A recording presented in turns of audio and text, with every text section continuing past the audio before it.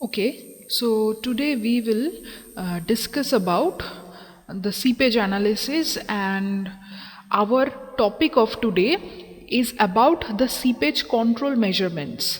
So this is our class 31, so we will discuss about the seepage control measurements. Um, Okay, so seepage control measurements, these measurement can be evaluated by two categories. Well, seepage can occur in both ways. It can occur at the body of the embankment, mean the earthen dam at the whole body it can seep, and through it can seep, and through the foundation the water can seep. So in that keeping that in mind, two categories of seepage control has been discussed. So first one is embankment seepage control. So under this category, these are the seepage control measurements comes into this this category. So first one is toe filter, second one is horizontal drainage filter, third one is percolating filter downstream of toe, fourth one is embankment zoning, and fifth one is chimney drains extending upwards to embankment. So these are some measurements which can be provided in order to control the seepage in the embankment, mean in the body of the earthen dam. And the second one is the seepage control in the foundation. Okay, so under this, the impervious cutoff, upstream impervious blanket, downstream seepage berms, drainage trenches, and relief wells. So these five categories comes under this embankment seepage control, and these other five categories comes under foundation seepage control. So we will like to study about some of these measurement controls in a illustrative way. Okay, so by this diagram you can see these are the drainage filters, mean under this the first category of embankment seepage control, which was the toe filter, so this comes under this drainage filter, and the second one was the horizontal drainage, this also come in the drainage filter seepage control part.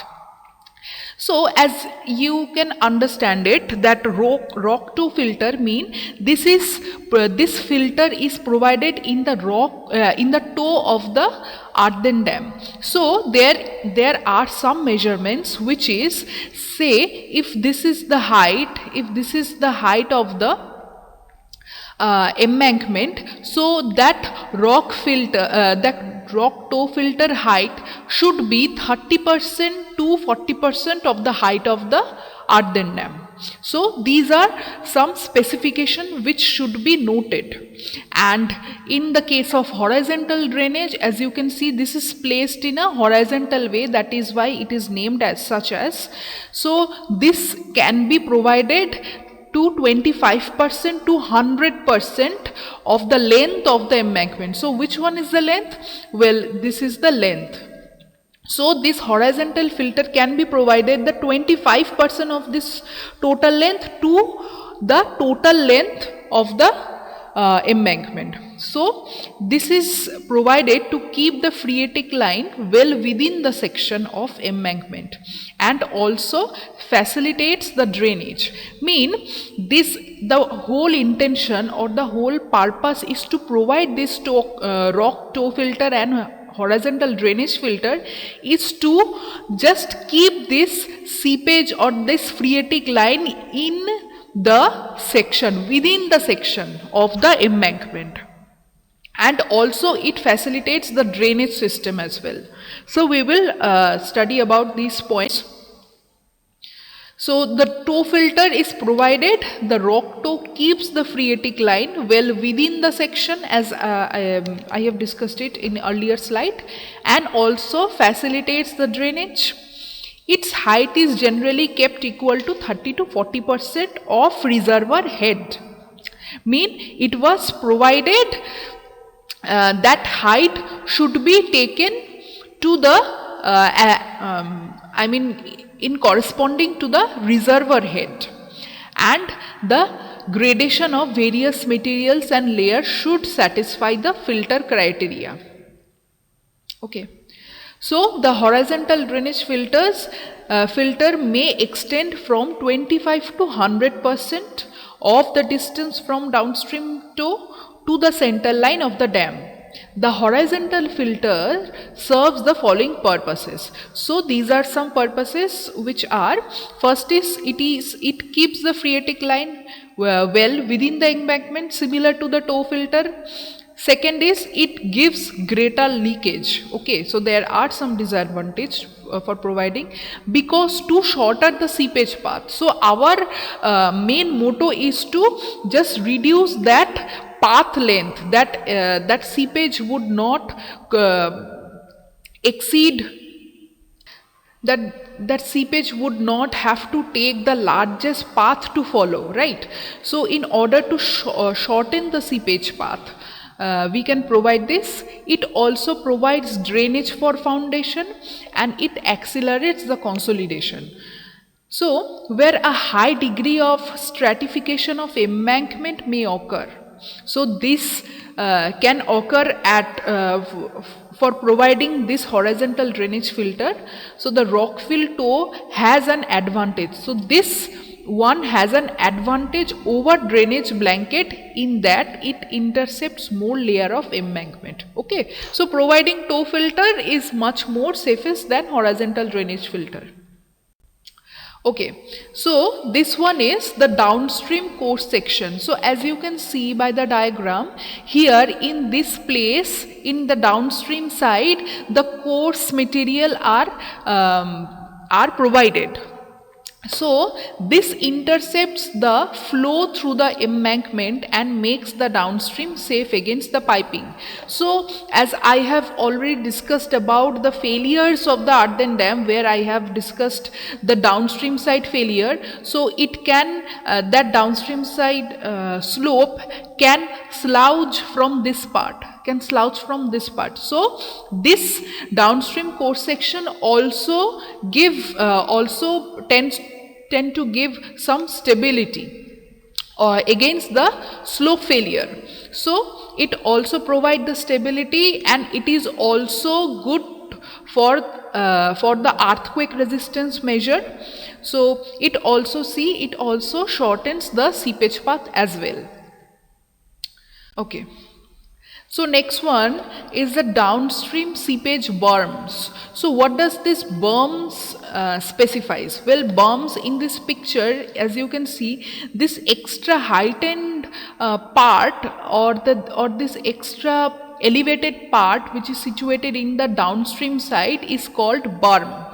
Okay, so that berm can use to control seepage efficiently where the downstream top stratum is relatively thin and uniform, or where no downstream top stratum is present. So this part of the structure is provided in order to control the seepage. Okay, so this is a pervious foundation which has been shown in this figure, and this layer is the semi-impervious top stratum. Okay, so this was discussed in here.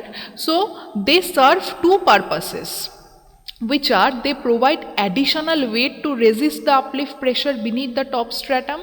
Well, this berm provides the extra weight to resist that uplift pressure, which can tend to fail this structure, and they afford some protection against possible sloughing of the downstream slope of the dam as a result of seepage. So this provides the uplift pressure stability as well as also gives some protection against the seepage as well. Okay, so let's go to the next one, which is the drainage trenches. So just look at this picture. This part is called the drainage trench. So they are provided when the top stratum is thin and pervious stratum is also shallow. So as you can see from the picture, this top stratum if anyhow, by the design, if that top stratum is to be constructed with a pervious material, and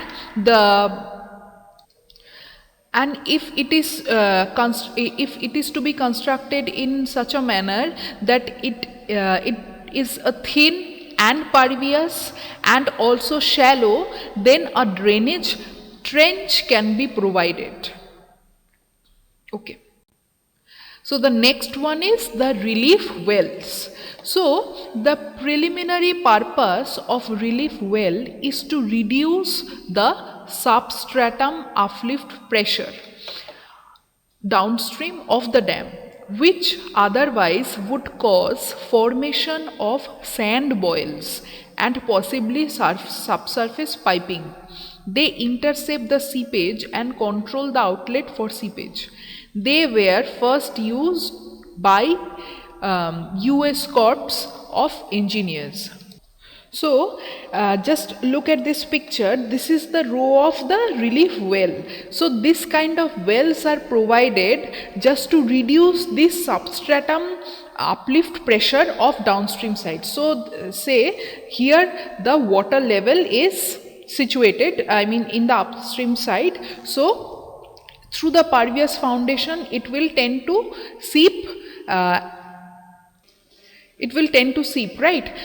And when it will seep, so in this substratum layer there will be some reduction of the pressure. So there will be an occurrence of uplift pressure that will occur, right? And it will go to the downstream side. So here the row or relief wells are provided that in to obstruct that water, so to prevent them for continuing to the destination. Well, the destination is in the downstream side. So this technique was first used by the United States Corporation of Engineers. So this is another control measurement which are also used in these days.